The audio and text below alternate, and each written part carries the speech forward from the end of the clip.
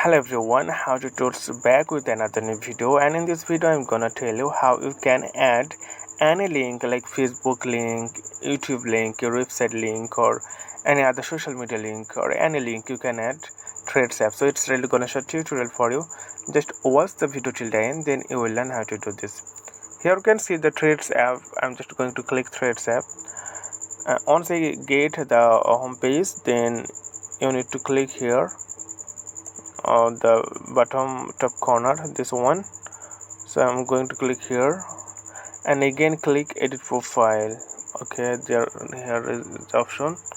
So once you click edit profile, then click link, third option, and you can add any link here. So I'm just going to keep my put my Facebook. So www Facebook. You can add your Discord and any social media. Okay, and then you have to give your username. Sorry, my username is Ragnar. And once you're done, then simply click the tick mark right top corner on your screen and again click done. So it's okay, it's really simple. You can add any link, and once the people click on this link, then they will go to your account. So okay friend, today is Norman. Thank you for watching.